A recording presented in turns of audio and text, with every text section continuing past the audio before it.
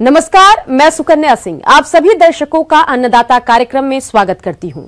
हमारे देश का किसान जन का पोषक है, वह श्रम का देवता है, अन्नदाता है। उसमें ही भारत की आत्मा निवास करती है। ऐसे ही किसानों की प्रगति के लिए हम खेती बाड़ी से जुड़ी हुई बहुत सी नई लाभकारी जानकारियां हर रोज सुबह लेकर आते हैं। तो चलिए कार्यक्रम शुरू करने से पहले देखते हैं क्या है। सीमांतर और लघु किसानों के लिए बकरी पालन काफी लाभदायक साबित हो रहा है, तो लाभ का ये सिलसिला यूं ही जारी रहे, इसके लिए बकरियों की देखरेख आप किस तरह से करें, इस बारे में जानकारी दे रहे हैं कृषि विज्ञान केंद्र पूर्वी सिंहभूम के डॉक्टर रविंद्र मोहन मिश्रा।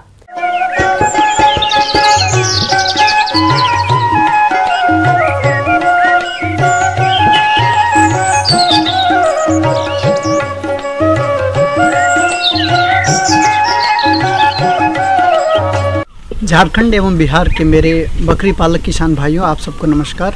गर्मी का मौसम शुरू हो चुका है और इस मौसम में आप अपने बकरी का प्रबंधन कैसे करें, उस पर मैं कुछ बातें आपसे आज बात करने वाला हूं। बकरी पालन के लिए यह मौसम उपयुक्त होता है क्योंकि हम जानते हैं कि बकरियों को सूखा एवं गर्म पसंद है, लेकिन आपको इन बातों पे विशेष ध्यान देना होगा कि चूँकि इस क्षेत्र में तापमान 35 डिग्री सेल्सियस से अधिक एवं 45 से 46 डिग्री सेल्सियस तापमान तक चला जाता है।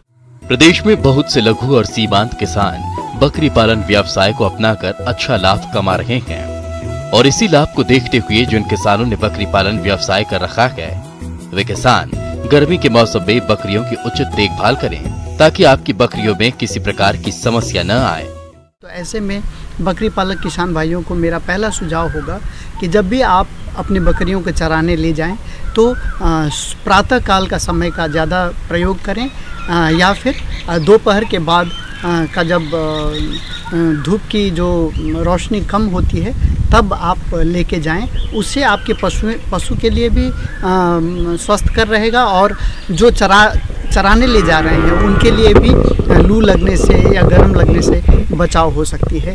क्योंकि गर्मी का दिन है, जब आप बकरियों को वापस चराने के बाद घर ले आएँ तो उसके लिए पहले से ही पानी का स्वच्छ साफ़ सुथरा पानी का व्यवस्था अवश्य करेंगे और पानी को छायादार जगह में रखेंगे ताकि धूप के गर्मी से वो गर्म ना हो जाए। और उसमें नमक अवश्य मिलाएं, करीब करीब प्रति बकरी करीब आप 5 से 10 ग्राम प्रतिदिन आप नमक का प्रयोग करें। इन प्रबंधन के अलावे आपको यह सुनिश्चित करना है कि जब बकरी चर के आती है तो उसके लिए एक छायादार वृक्ष हो या फिर कोई ऐसा छायादार जगह हो जहां बकरियां आराम से अपने पाचन क्रिया को संचालित कर सकें, जिसे हम लोग पागुर करना या पाज काटना बोलते हैं।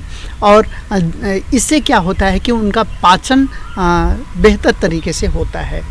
बकरी पालक भाइयों, इस मौसम में अब कुछ दिन के बाद देखेंगे कि आपकी बकरियां प्रजनन काल में जाएंगी, तो यह सुनिश्चित करें कि बकरियों को खनिज लवण मिश्रण, विटामिन्स के साथ साथ उनको पोषक और पूरक आहार अवश्य दें ताकि वो गर्भधारण सही तरीके से करें और आने वाले दिनों में प्रजनन बढ़िया क्वालिटी का बच्चे आपको प्राप्त हों। कि जो रात्रि का समय है उस समय अगर शेड एस्बेस्टस का है या टीना का है तो आप ज़रूर ध्यान देंगे कि उसमें भी काफ़ी गर्म रहती है। तो आप हवादार हो घर, ताकि बाहर से जो ठंडी हवा है उससे जो फार्म के अंदर का परिवेश हो वो बकरी के आरामदायक बकरियों के लिए आरामदायक हो। या फिर बकरी का जो बरामदा है उस क्षेत्र में भी आप सुरक्षित रूप से बकरियों को रख सकते हैं। गर्मी के मौसम में बकरियों में कई तरह के बाह्य परजीवियों की भी समस्या देखी जाती है। यदि समय पर इन बाह्य परजीवियों का नियंत्रण नहीं किया गया तो ये परजीवी बकरियों का खून चूसकर इन्हें कमजोर कर देते हैं। इस मौसम में अगर आप अभी तक कृमिनाशक दवाओं का प्रयोग नहीं किए हों तो आने वाले बरसात से पहले इस ग्रीष्म काल में ही आप कृमिनाशक दवा का प्रयोग करेंगे। अगर आपको लगता है कि आपकी बकरियों में चीचड़ हैं या ढील हो रहा है या परजीवी शरीर में आ रहे हैं तो उसके लिए परजीवी स्नान करा सकते हैं। मेलाथियोन या साइपरमेथ्रिन या ब्यूटॉक्स का जो घोल बनाकर जो निर्धारित कंपनी के द्वारा बताया जाता है उसी मात्रा में आप उसका प्रयोग करके उनको परजीवी रहित कर सकते हैं, वह भी उनके स्वास्थ्य के लिए बेहतर होगा। हमारे बकरी पालन में जो किसान भाई पीपीआर का वैक्सीनेशन नहीं कराए हों अपने बकरियों में, या फिर जो छौने छोटे हों 4-5 महीने का उम्र हो और पहले जब टीकाकरण हुआ तो वो छूट गए हों या उनका उम्र कम रहा हो, तो उनको अवश्य पीपीआर का टीकाकरण करवाएंगे। साथ ही मैं अभी ये बताना चाहूँ कि ये कोविड-19 कोरोना का इन्फेक्शन वैश्विक महामारी के रूप में हमारे बीच में है, तो जब भी आप बकरियों को लेकर चराने जाएं या कहीं भी जाएं तो वहाँ इकट्ठे ना हों। अगर चराने वाले 10 लोग हों तो 10 लोग इकट्ठे एक जगह बैठ के बहुत ज़्यादा नज़दीकी संपर्क में न रहें, क्योंकि हमें अपने बकरी पालन के साथ साथ ये वैश्विक महामारी को भी ब्रेक करना है, इसे रोकना है और हम खुद भी स्वस्थ रहें, अपने पशुओं को भी स्वस्थ रखें, तो हमारा पशुपालन और आमदनी पूर्वक हम आगे उसको बढ़ा सकते हैं। किसान भाइयों, अभी तक आपने खेती से जुड़ी हुई कुछ उपयोगी जानकारियां देखी। अब लेते हैं एक छोटा सा ब्रेक, जल्द ही लौटेंगे और कार्यक्रम में आगे भी है खेती बाड़ी से जुड़ी हुई महत्वपूर्ण जानकारियां, तो बने रहिए हमारे साथ। जो किसान पपीते का नया बाग लगाना चाहते हैं वे अभी शेडनेट में इसका बिछड़ा तैयार कर सकते हैं। तो इसके लिए किसान पपीते की कौन कौन सी प्रजातियों का चयन करें और बिछड़ा तैयार करते समय किन बातों का खास ध्यान रखें, इस बारे में बता रहे हैं भारतीय कृषि अनुसंधान परिषद जिला रांची के कृषि वैज्ञानिक डॉक्टर महेश कुमार धाकड़।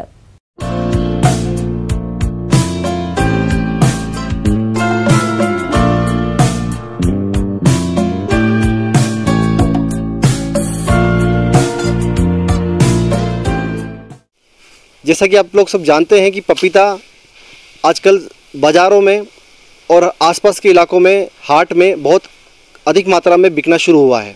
इसके साथ साथ किसानों का रुझान भी इस ओर बढ़ता जा रहा है, क्योंकि इसके दाम जो है मार्केट में बहुत अच्छे मिल जाते हैं। पपीता वाकई इस कुदरत की अनोखी देन है।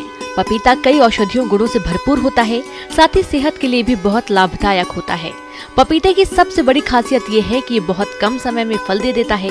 इसकी उन्नतशील प्रजातियां जैसे कि Pusa delicious, Pusa majesty, Pusa giant, Pusa dwarf, Pusa Nanha या म्यूटेंट डुफार्व, CO1, CO2, CO3, CO4, Coorg honey, red lady 786, Washington, Coimbatore, कुंगहरनी ड्यू, पूसा डेलिसियस इत्यादि उन्नतशील प्रजातियां हैं।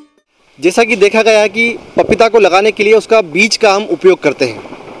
जो किस्म का, चाहे वो लोकल हो या हाइब्रिड हो, जो बीज है वो आपका उसी साल का बीज होना चाहिए। पुराना बीज का इस्तेमाल करेंगे तो उसमें आपका अंकुरण बिल्कुल नहीं होगा। तो किसान भाइयों से अनुरोध करूंगा कि जहाँ तक हो सके वो एक स्वस्थ बीज का और एक ताज़ा बीज का इस्तेमाल करेंगे तो उनका जो अंकुरण है वो बहुत अच्छी तरह से हो पाएगा। इसी के साथ में वो बीज को आप लगाने से पहले 1 दिन के लिए पानी में भिगो के रात भर रख देंगे तो उसका अंकुरण बहुत ही अच्छी तरह से हो पाएगा। पपीते स्वास्थ्य नर्सरी तैयार करने के लिए बुवाई से पहले बीजों को उपचारित जरूर करें, क्योंकि शुरुआती अवस्था इसके पौधों पर कई रोगों का प्रकोप होने लगता है। इससे बचने के लिए कार्बेंडाजिम 1 ग्राम से प्रति किलोग्राम बीज को उपचारित करें। फिर पॉलीथीन बैग, प्रोटे या नर्सरी में बीजों की बुवाई करें। अगर आप नर्सरी में इसकी बुवाई कर रहे हैं तो बीजों की लाइन में बुवाई करें, इससे बीजों का अंकुरण अच्छा होता है। इस प्रकार आप रात को बीज को भिगोएंगे और उसके बाद आप उसको सुबह या तो आप पॉलीथीन में लगा सकते हैं, या आजकल जो आप देख रहे हैं पोट्रे, पपीता का पोट्रे मार्केट में आना शुरू हो गया है, उसमें भी आप बीज को लगा सकते हैं। पोट्रे में लगाने का फ़ायदा ये होगा कि उसको आपको कम मेहनत में आसानी से भर पाएंगे, जो भी मिट्टी और खाद उसके अंदर डालना है, और उसको आसानी से आप एक जगह से दूसरी जगह तक ले जा सकते हैं। उसी के साथ ये कम जगह भी घेरता है और इससे आसानी से इसके अंदर पौधे उगाए जा सकते हैं। तो पोट्रे या पॉलीथीन में आप किसी का भी चयन कर सकते हैं। उसमें लगाने के लिए आपको जो उसमें मीडिया मिट्टी का जो इस्तेमाल करना है, उसमें आपको क्या क्या इस्तेमाल करना होगा उसके बारे में थोड़ा सा आप जानकारी लीजिए। उसके अंदर आपको मिट्टी, केचुआ या गोबर की खाद और कोकोपीट तीनों को बराबर मात्रा में मिलाकर पोट्रे या आपको पॉलीथीन में भर लेना है। भरने के बाद उसमें आपको बीज उसके अंदर लगाना है। बीज अधिक गहराई में ना लगाएं, उसको आप 1 से 2 सेंटीमीटर गहराई में ही बीज को लगाना चाहिए। अगर आप लोकल पपीता का इस्तेमाल कर रहे हैं तो एक बात ध्यान रखें, आप प्रत्येक पॉलीथीन या प्रत्येक पोट्रे के एक छिद्र में लगभग 2 से 3 बीजा डालें, क्योंकि उसमें नर और मादा अलग अलग निकलते हैं। तो हम चाहते हैं कि एक पॉलीथीन में आप 3 से 4 बीजा लगाएंगे, उसको एक गड्ढे में लगाएंगे तो उसमें से आपको एक मादा पौधा निकलने की संभावना ज़्यादा रहेगी। इसलिए कम से कम लोकल पपीता का अगर आप लगाना चाह रहे हैं तो उसमें आप प्रति पॉलीथीन या प्रति पोट्रे का एक जो छिद्र है उसके अंदर लगभग 2 या 3 या 4 तक बीज आप डाल सकते हैं, ताकि आपको ट्रांसप्लांट करने के बाद में आपके ज़्यादा से ज़्यादा मादा पौधे आपको मिल सकें। 1 हेक्टेयर क्षेत्र की पौध तैयार करने के लिए लगभग 100 वर्ग मीटर का स्थान का चुनाव करें। उसके बाद 5 मीटर लंबी और 1 मीटर चौड़ी क्यारियों को बना लेना चाहिए और क्यारियों की ऊंचाई जमीन से लगभग 15 से 20 सेंटीमीटर रखनी चाहिए। इन क्यारियों में बीज बोने से पहले क्यारियों से कंकड़, पत्थर, खरपतवार आदि अशुद्धियों को हटा देना चाहिए। क्यारियों को 25% फॉर्मेल्डिहाइड से उपचारित करना चाहिए। इसके बाद अच्छी सड़ी हुई गोबर की खाद, रेत तथा मिट्टी को बराबर मात्रा में मिलाकर मिश्रण तैयार कर अच्छी तरह मिट्टी में मिलाने के बाद क्यारियों को बनाना चाहिए। तैयार क्यारियों में बीज को 10 से 15 सेंटीमीटर की दूरी पर तथा 1 से 2 सेंटीमीटर की गहराई पर बोना चाहिए। लगाने के बाद आप निरंतर रूप से उसका सिंचाई करते रहिए। जहाँ तक देखा गया है पपीता का अंकुरण लगभग 15 से 20 दिन के अंदर हो जाता है, और उसके बाद जब उसमें 4 पत्तियां की स्टेज हो जाती है, 4 पत्ती जब बड़ी हो जाती है, उस अवस्था में उसको हम फील्ड में ट्रांसप्लांट कर सकते हैं। कई बार देखा गया कि किसान भाई बहुत ही ज़्यादा मात्रा में पानी पौधे को पिला देते हैं नर्सरी के अंदर, और उसका पौधा पीला होकर सड़ जाता है।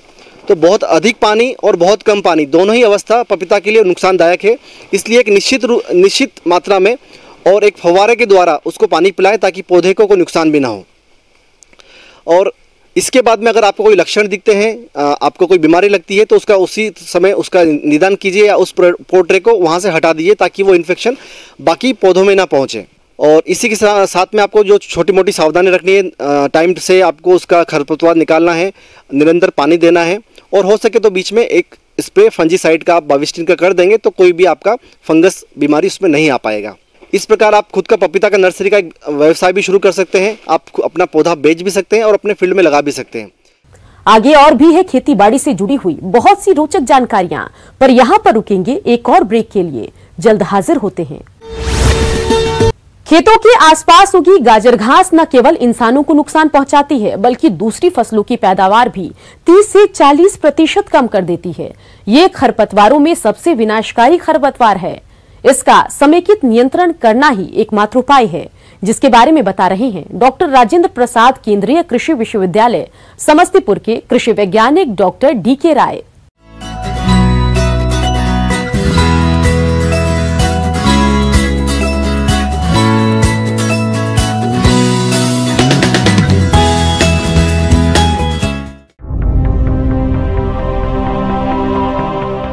गाजर घास यानी पार्थेनियम को देश के विभिन्न भागों में अलग अलग नामों जैसे कांग्रेस घास, सफेद टोपी, चटक चांदनी, गंधी बूटी आदि से जाना जाता है। और ये जो है इसका साइंटिफिक नाम पार्थेनियम हिस्टेरोफोरस है, और ये एक पौधे में से 1500 से लेकर के 5000 बीज का उत्पादन होता है, और ये बहुत तेज़ी से बढ़ता है और काफ़ी क्षेत्र को आच्छादित कर लेता है। पहले तो ये सड़क के किनारे और रिहायशी एरिया और बगीचा, स्कूल के मैदान में मिलता था, लेकिन ये अब धीरे धीरे अपना पैर जो है फसल के खेत में फैलाने लगा है, और फसल को काफ़ी उससे क्षति होती है। इससे जो है पर्यावरण प्रदूषित भी होता है और आदमी और जानवर के स्वास्थ्य को हानि भी पहुंचाता है। पार्थेनियम से दमा की बीमारी, त्वचा संबंधी बीमारी और हाई फीवर भी होता है। यदि जानवर इसको ज़्यादा खा ले तो वो जानवर मर भी सकता है और दो जानवर का जो थनेल बीमारी जो है वो भी होता है। किसी फसल में यदि इसका प्रभाव आ गया है तो ये 15 से लेकर के 80% तक फसल का उत्पादन में क्षति ला सकता है। किसान भाइयों, अपने देश में हानिकारक खरपतवार गाजर घास के कारण फसल उत्पादन में भारी गिरावट के साथ साथ इसकी उपस्थिति के कारण मनुष्य तथा पशुओं में कई तरह की बीमारियां फैलती हैं। गाजर घास की गंभीर समस्या को देखते हुए जरूरी हो जाता है कि इसके नियंत्रण के लिए सटीक तरीकों को सामूहिक रूप से समय पर अपनाया जाए, जो इस प्रकार से हैं। इसके लिए हम लोग जो है फूल आने के पहले इसको उखाड़ करके और या तृणनाशी दवा का उपयोग करके नियंत्रण करना आवश्यक रहता है। हाथ में ग्लव्स पहन करके और उसको उखाड़ करके फेंकते हैं जहाँ भी रहे। और केमिकल विधि में जिस फसल का रहता है उसमें हर्बिसाइड का इस्तेमाल करते हैं, उससे इसका नियंत्रण जो अनुशंसित तृणनाशी दवा है उसका उपयोग करते हैं, जिससे इसका नियंत्रण होता है। अलग अलग फसल में अलग अलग तृणनाशी दवाओं का उपयोग किया जाता है। इसके लिए हम लोग पार्थेनियम अवेयरनेस वीक पूरे भारतवर्ष में मनाते हैं। यह 16 से 22 अगस्त के बीच में प्रत्येक साल मनाया जाता है। पार्थेनियम का ज़्यादा पॉपुलेशन रहता है, वहाँ गेंदा का फूल, कैसिया तोड़ा, कैसिया सिरसिया सब का पौधा भी लगाते हैं वहाँ वो। और इसको उखाड़ करके इससे इसका उपयोग भी किया जा सकता है। इससे वर्मी कंपोस्ट बनाया जा सकता है और जो हार्मफुल है उसको यूजफुल वेस्ट के रूप में उपयोग कर सकते हैं। इसके नियंत्रण हेतु हम सबको मिलकर सामूहिक प्रयास करना होगा।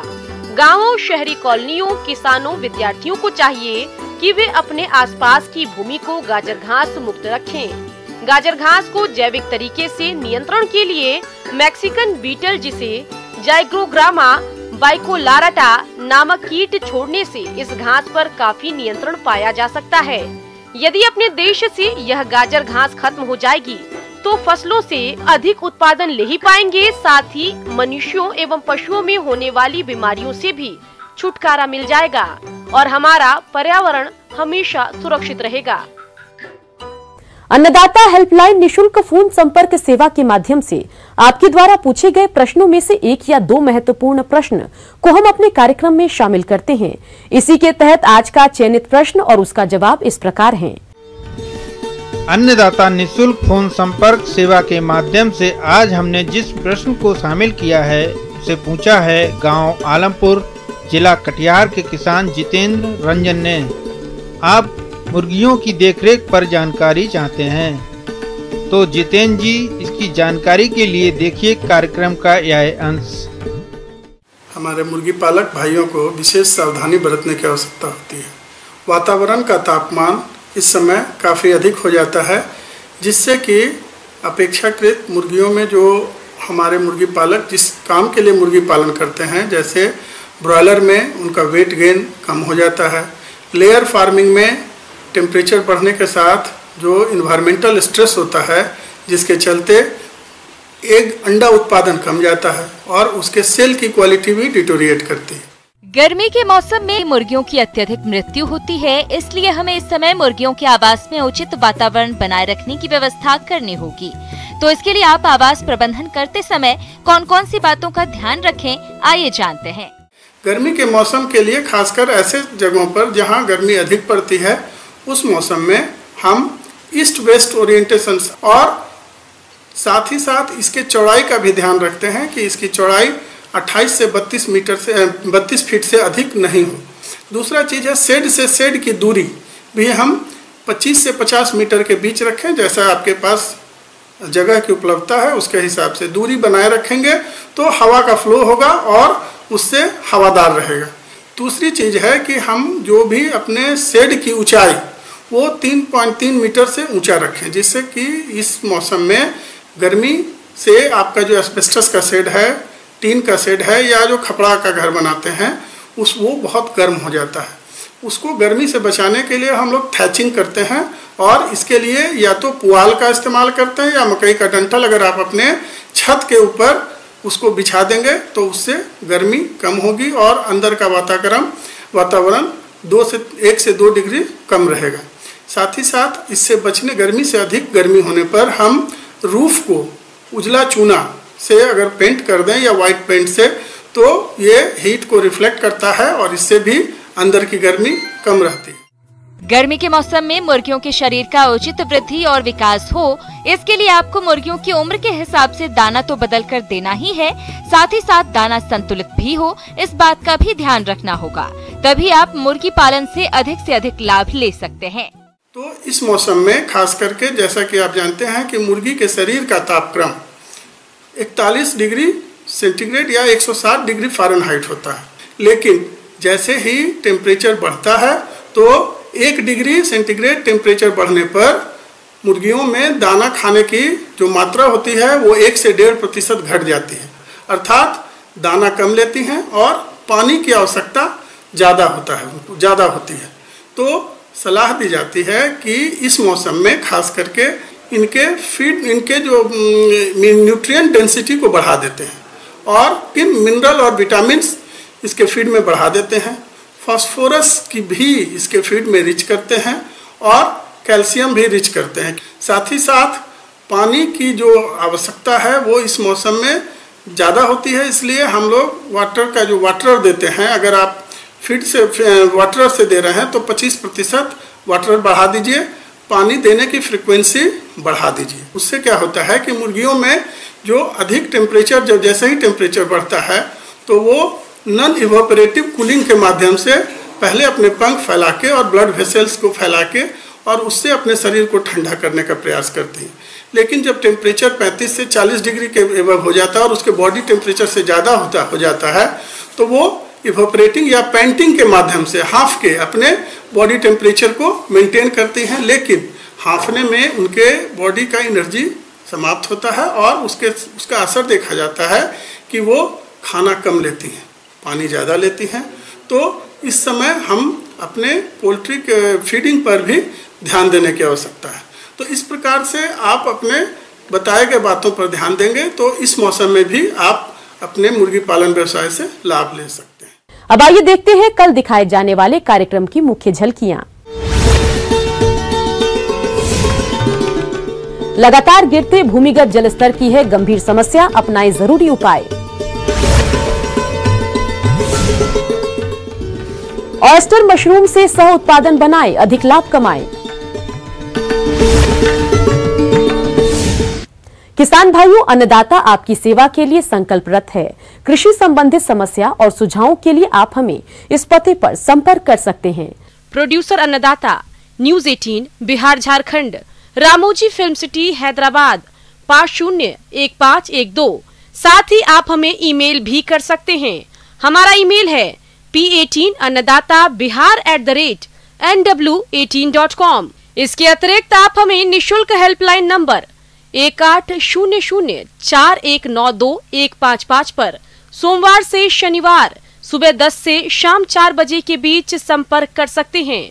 किसान भाइयों, अब समय हो रहा है आपसे विदा लेने का, तो हमारी अन्नदाता टीम को दीजिए इजाजत। कल फिर आपसे मुलाकात होगी कृषि संबंधित कुछ और महत्वपूर्ण जानकारियों के साथ।